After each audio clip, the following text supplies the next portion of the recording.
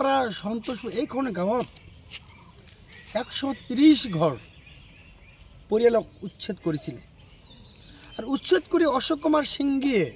তাত আৱাসিক বিদ্যালয় স্থাপন কৰিছিল কিন্তু আজিৰ দিনলৈকে সেই আৱাসিক বিদ্যালয় মুকলি কৰা নাই তাত শিক্ষাদান দিয়া পাঠদান দিয়া নাই কেৱল আৰু কেৱল এই দুখীয়া ভূমিহীন মানুহবিলাকক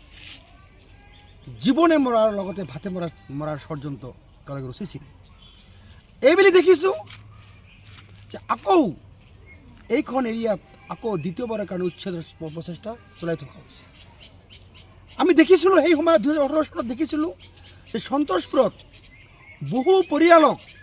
2002 চনত 2004 চনত 2003 চনত তেওঁলোকক আবণ্টন দিছিলে আৰু এই আবণ্টন থকা পৰিয়ালকো তেওঁলোকে ৰেহাই দিয়া নাই আবণ্টন পোৱা পৰিয়ালকো তেওঁলোকে মাৰপিট কৰি তেওঁলোকে মৰ্মান্তিকভাৱে উচ্ছেদ কৰিছিলে কেৱল অশোক কুমাৰ সিংৰ ছত্ৰছায়াত এই কাৰবাৰটো কৰিছিল আমি এতিয়া আকৌ দেখি আছোঁ যে 2002 2007 2008 চনত আবণ্টন পোৱা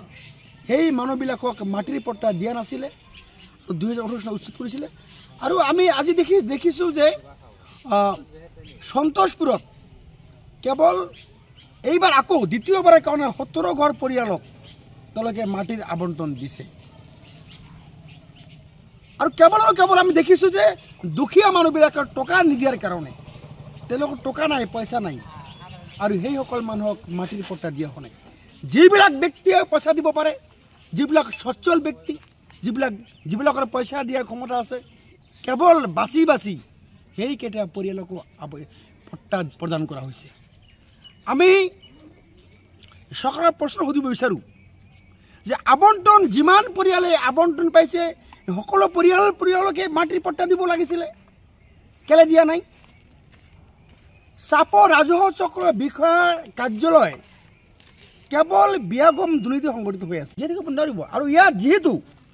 নতুনকৈ তেওঁলোকে আগৰ আবণ্টনটো পাইছিলে উচ্ছেদ কৰিছিলে আকৌ দ্বিতীয়বাৰ এইবাৰ আকৌ যিটো চাপৰ চাৰ্কেল অফিচে এইসকল মানুহক মাটিৰ আবণ্টন দিছে 2 এজনক মাটিৰ পট্টা দিছে গতিকে চাৰ্কেল অফিচাৰ যিহেতু দ্বিতীয়বাৰৰ কাৰণে ইয়াৰ মানুহবিলাকক মাটিৰ আবণ্টন দিছে আকৌ তেওঁলোকে কি উচ্ছেদ কৰিব গতিকে ভাৰতবৰ্ষৰ সংবিধানে মানুহৰ যি মৌলিক অধিকাৰ থাকিবৰ অধিকাৰ খাবলৈ অধিকাৰ ঘৰ বাৰী বান্ধি থকা অধিকাৰ আছে তেওঁলোকে কেৱল আৰু কেৱল ভাৰতবৰ্ষৰ সংবিধান বিৰোধী কাম তেওঁলোকে কৰি আছে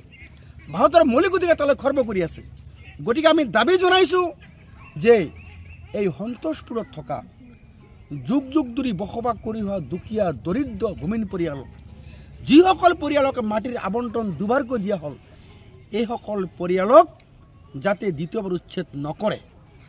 আমি অসমৰ মুখ্যমন্ত্ৰী মহোদয়ক দাবী জনাইছোঁ যে মুখ্যমন্ত্ৰী মহোদয় আপোনাৰ হাতত ক্ষমতা আছে আপুনি ক্ষমতাৰ অপব্যৱহাৰ নকৰিব আমি মানুহ হিচাপে আমাক জীয়াই থাকিবলৈ দিয়ক আমাক মানুহ হিচাপে আপুনি জীয়াই থাকিব দিব লাগে যিকোনো খবৰৰ বাবে যোগাযোগ কৰক 7099017330 লগতে 7099017110 নম্বৰত